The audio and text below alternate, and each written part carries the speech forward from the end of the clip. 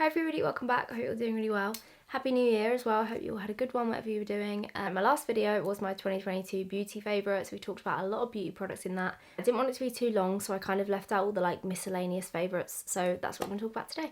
Books to talk about, fashion-y bits. I'm going to go a little bit more in depth with skincare, everything that wasn't included in the last one. So I've got this horrible cold, so if I sound snotty, it's because I am. I'm really happy to be working with Cetaphil on today's video. They're a brand that I absolutely adore. I mentioned them a little bit in my beauty favourites, but we're going to go a little bit more in depth with it today. So a few of my favourite products here that we're going to talk about. So just a little bit of background on Cetaphil. They are the #1 dermatologist recommended skincare brand in the UK, which is amazing. I feel like my skin is definitely the best it's ever been. I think 6 months to a year or so I've really focused on just stripping everything back, trying to cut out all the unnecessary steps. I like my skincare to be as simple as possible. I want things that are just easy to use and just work. The first product I want to talk about is the Gentle Skin Cleanser. You've probably seen this quite a lot. This is a massive cult favourite, rightly so. This was actually the Mary Claire Best Cleanser for Sensitive Skin award winner as well, so very much loved by everybody. This is the normal to dry sensitive skin.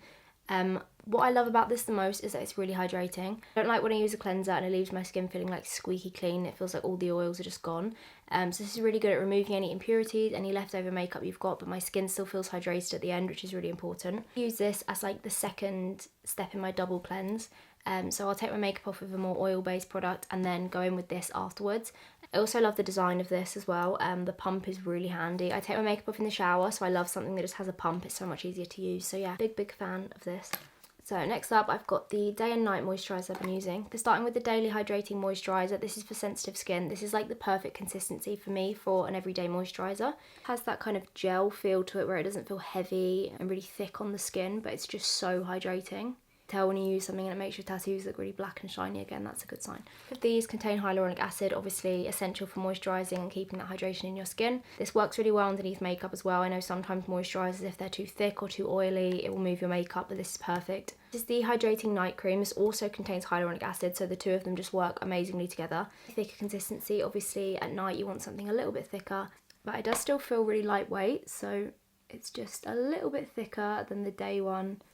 This makes your skin feel so amazing. First thing for my skin is when the weather changes. Obviously in the UK that happens so early. We're talking like September, it just becomes winter until like April. So it's a long old time for your skin to be suffering. As soon as it's cold outside and I've got the heating on a lot at home, my skin just dries out straight away. I feel like I started using these products at the perfect time because they really help get my skin through that like initial cold spell. My skin is loving them. I haven't had any dryness at all. Kind of dryness across here and sort of like around my eyes around this time of year, but I haven't had any of that this year, which is amazing. Last but not least, you've got this big tub, the Moisturizing Cream. This is for dry to very dry sensitive skin. So I love how big this tub is. This is like perfect. It's going to last me forever. Much thicker consistency, perfect for your body. It's got a really nice thick consistency, but it just melts into the skin, doesn't leave any like residue or an oily feeling. It just makes your skin feel really hydrated.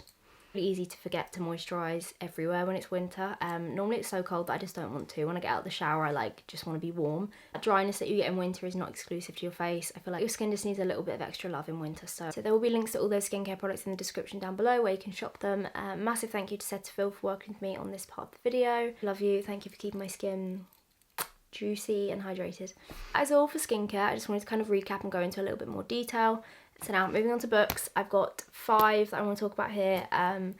These are kind of recent-ish books that I've read, mainly the ones that really stood out to me. So 2 books I read when I was on holiday in October. It was so nice just being on holiday and having a full week of being able to just sit and read. It's quite hard to find the time to read, which is really annoying.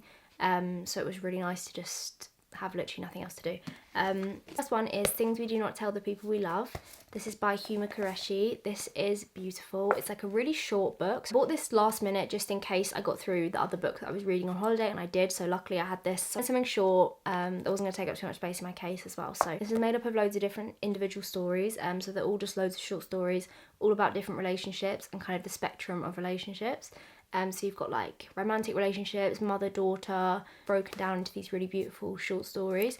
Some of them are actually really sad. They're very raw, they're very real. It's just a really quick, easy book to read. It's really nice and I just found it really beautiful. So next up, this is the other book that I was reading on holiday. This is The Devil You Know. This was written by a forensic psychiatrist and it's all about her experiences in that field of work, the people that she meets, the stories. Written from a really interesting angle of almost trying to understand the people who do these really evil things. So the opening quote in the story on the first page is, "The reason for evil in the world is that people are not able to tell their stories." Good quote to have chosen for the start, because I feel like it really does follow that theme the whole way through.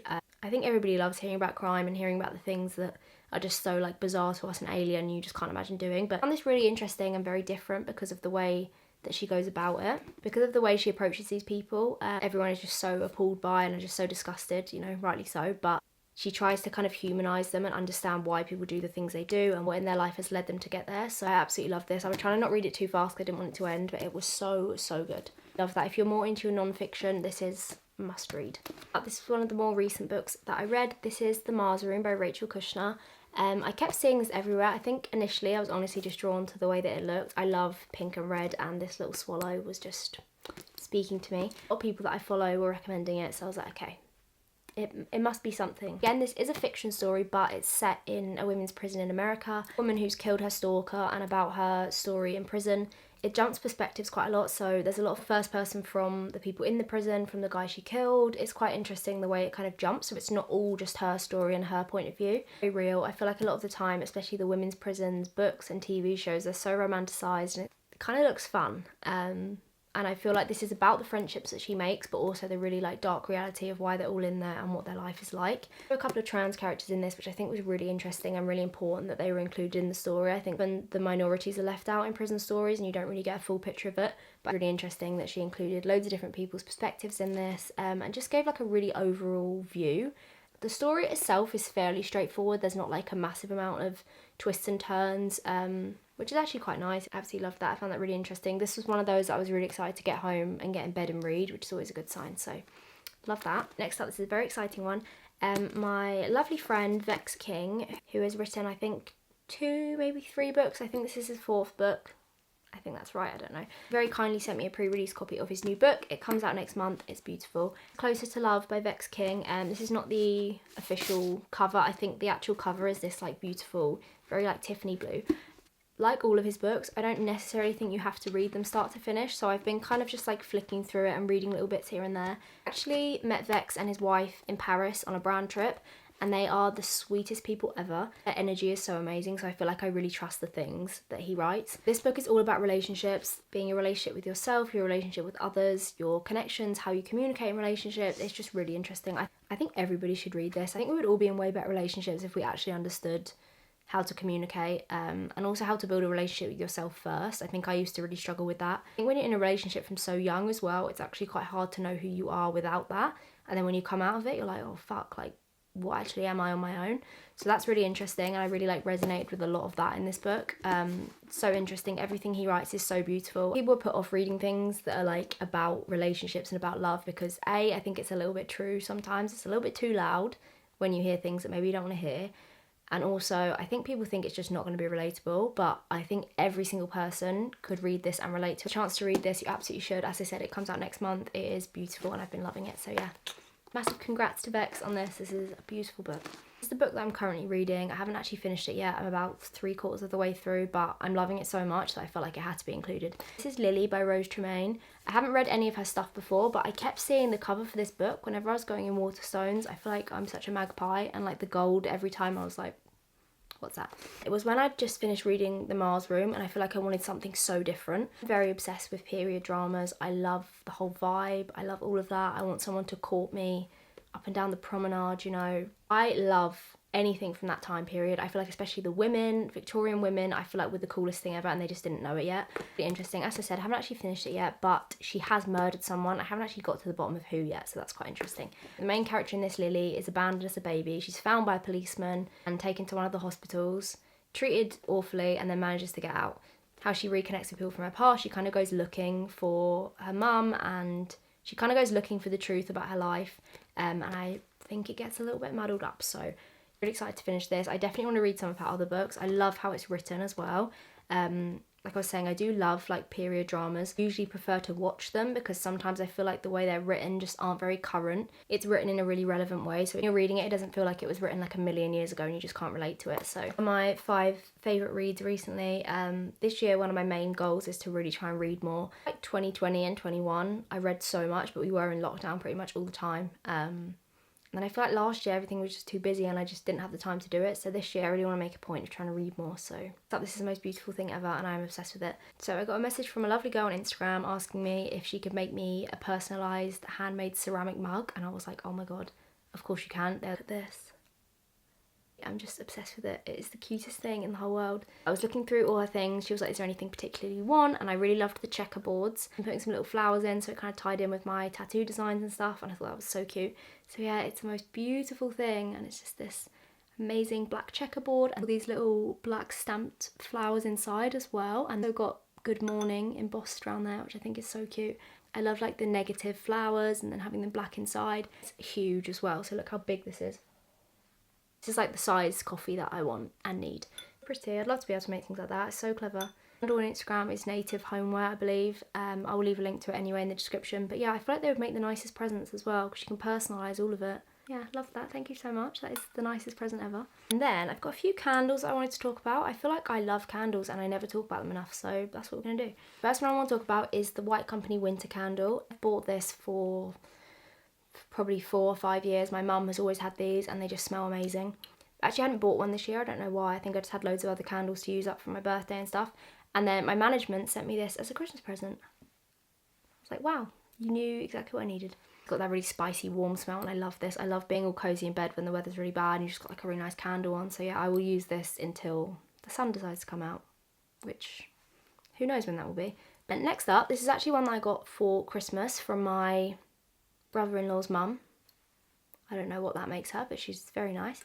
This is from the Vintage Workshop. This is actually a local candle. These are made in Brighton, obviously where I live. Oh my god, it smells so nice. And also love the packaging of this. How cute is that? I love this really like vintagey jar vibe. So this is lemon, patchouli, sandalwood, rose and clary sage. Oh, this just smells really fresh. You can really smell the lemon, those lemon sherbet sweets.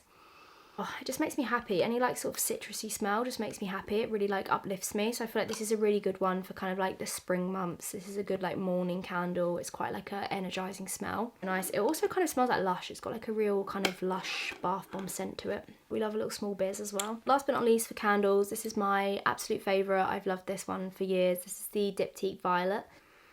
Oh, they're all such different smells actually. I think I just like everything. But this smells exactly like Palmer Violets. They are my favourite sweets ever, and this smells exactly like that. I pretty much get one of these every year for my birthday. Someone will always buy me one, and it is the nicest thing ever, so I need to burn this a bit more actually. One of those anytime scents for me, so I just love the smell of this. Whether it's evening, morning, whatever the weather's like, I love the smell of this. Oh, the Diptyque smells are just insane as well. If you want a slightly bougier, kind of high-end candle, these are the ones to go for, so... And they're my favourite candles, which literally nobody asked for. But as much as I love makeup, I also really, really love fashion. I love clothes, I love bags, I love shoes, I love all of it. I think to include them in videos like this, so I'm going to start doing that. Let me know if you like it or not. No worries if not, but we're going to try. So the first thing that I want to talk about is this is my recent designer bag purchase. Try and not just buy things stupidly that I'm not going to get much use out of. If I'm going to buy something, I'm going to spend money on it. I want it to be something that I'm really going to get a lot of use out of. Been eyeing this for a little while and it actually is quite practical and I have already got a lot of use out of it, so it was a good buy. So this is this beautiful little Marc Jacobs bag, black version. They also have a pink and a green one which were really nice, but I felt like, as I said, I want something that I'm going to get the most use out of possible, and black for me is just always the go-to. And then it's got all this silver hardware, all these studs. I love these big studs all around the handle, so nice. And then I just love all the little detailing. It's got like this little Marc Jacobs buckle on both sides, and yeah, all the detailing all the way around is so nice. There's also have a long strap, so if you want to wear it like a cross shoe you could do, but I've been kind of wearing it like this, just holding it, and it's really cute. So a really, really good size, so it actually is pretty big. You can get quite a lot in there. That's another thing that I always look for. I don't want to spend a lot of money if I'm just not going to be able to get anything in it. But it's a big kind of square shape, so it's actually bigger than it looks, which is really good. I've been eyeing it for a little while and I bought it as a little treat for myself, and I'm so glad that I did because I love it. It was also my first Marc Jacobs purchase as well. I'm really impressed with the quality as well. The price point is obviously lower than your super high ends like your Gucci, Louis Vuitton, that kind of thing, and honestly I think the quality is the same if not better. So yeah, really impressed with that. I feel like these kind of studs and really heavy kind of armoury are going to be very in this year, so yeah, I love it. I'm like 50-50, either in trainers or like chunky shoes or boots. That's kind of all I wear. There's no in between really. All my trainers are black. I'm really trying to push myself this year to wear more colour. I'm just not very good at it. So I thought these would push me.